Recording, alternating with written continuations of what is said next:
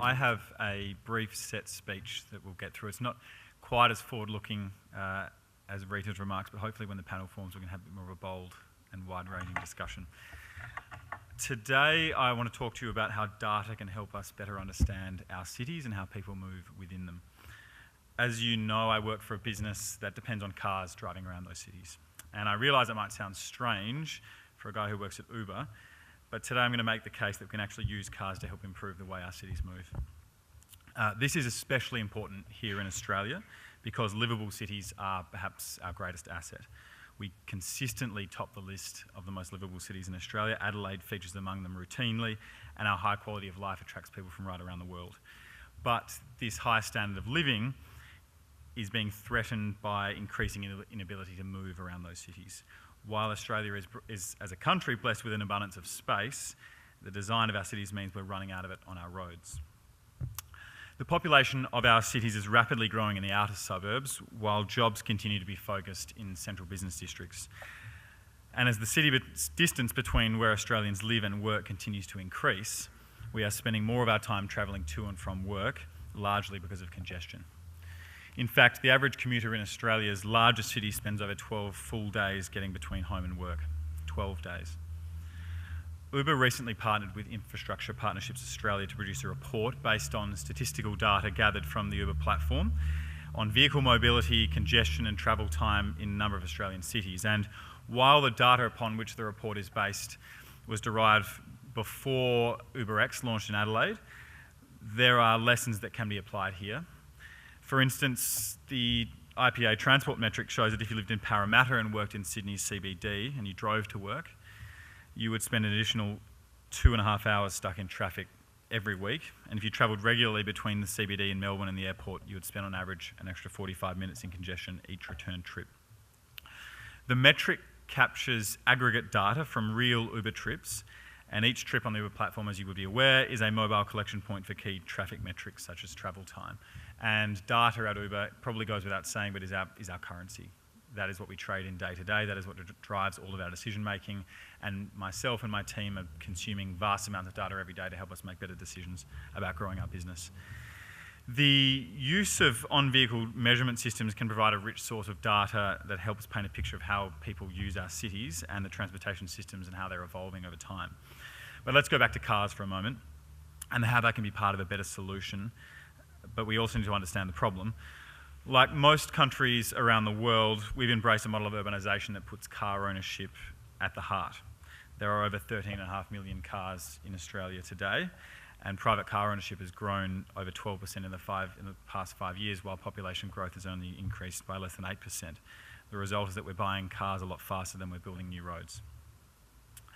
And all of these cars cause just as much of a problem when they're not being used, as we've heard, which is 96% of the time. So let's think about that. An asset that is typically a family's second most expensive asset behind the family home is only used productively about 4% of the time, which is hugely inefficient. So if we could erase the blackboard and design how we got around our cities from scratch, what would that look like? Well, certainly nothing like the status quo. For one thing, we wouldn't design a system where cars sit idle nearly all of the time. We wouldn't design a system where people waste millions of hours every year sitting in traffic.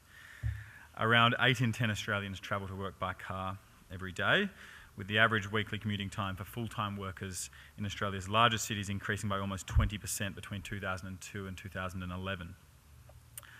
And even as state governments work hard to improve public transport, we know that not everyone can live near a bus station, a bus stop or a railway station. In fact, more than 60% of Uber rides in Australia start in what we call public transport deserts, places that are more than 800 metres from a transport hub. So we're running out of space, and while investment in and growing public transport is a critical part of the solution, we need to get creative on what else we can do. So if we don't rethink the way we use cars, if we don't reimagine the way we use transport, we will live on a planet that looks like a parking lot and moves like a traffic jam permanently. This may be the road we're headed down, but it doesn't have to be the road we take. Technology has given us another opportunity to get it right. A few years ago, the founders of Uber stumbled upon a pretty counterintuitive solution to this problem. They discovered the answer to traffic congestion is not to get rid of cars, but to use them more efficiently. Now we've launched Uber Pool in a few dozen markets around the world. This is an algorithm-driven ride-sharing product that allows 2 or more riders to share one car to go in the same direction at the same time. And it is built around particular thresholds based on traffic and the structure of a city.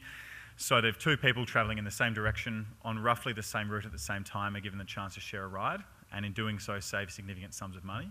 And for the driver, they're better utilised and therefore their earnings are higher as well. In San Francisco, interestingly, Uber Pool now makes up 40% of all Uber trips. And you could argue it was an interesting social experiment to launch a product like that in a large developed market. It begged the question, would people be willing to share a ride with strangers if we put the right incentives in place? And the answer is an emphatic yes, based on the data we're seeing in some of these markets. Since 2014, there have been 250 million Uber Pool trips taken around the world. And in its first 8 months in Los Angeles alone, Uber Pool cut the number of kilometres driven on the platform by 12.7 million and prevented 1,400 metric tonnes of carbon monoxide from entering the atmosphere. So based on what we've seen so far, we believe pooling cars this way can be a game changer for our cities and that we can have the same impact here in Australia. In fact, we're now actively looking at launching Uber Pool in both Sydney and in Melbourne. And as the Uber platform scales in other markets, the viability of this technology scales with it, and we don't believe Adelaide should be an exception. So remember those 12 days a year people spend commuting. Imagine if we could give that back to them, all without costing governments or taxpayers a dime. Some Australian governments have led the world in recognising the benefits of ride sharing, and I hope will lead Australia again by being open and agile while increasing advanced technology presents new opportunities to improve our cities in the months and years ahead. And this brings me back to data and the report we recently released with IPA. There are many solutions to the challenges we face. Rethinking our assets is one of them. And we can also help in using analytics and data to help understand our transport networks better. We've had numerous requests from both government and non-government agencies, both in Perth and in Adelaide and cities right around the world, to help them better understand how people are moving to and from events or to and from venues, and we're very keen, under the right circumstances, to help them make smarter decisions as well. So in this way, the transport metric that was released in this IPA report is a good example of the type of highly valuable information that can be made available to help us make better decisions. The challenge for all of us is to better understand our cities, but also to question our assumptions about how we get around our cities and what the future will look like. The truth is, we don't have to wait for flying or self-driving cars. We can reclaim our cities starting today with cars that are already on the road and technology that is already in our pockets. Thank you.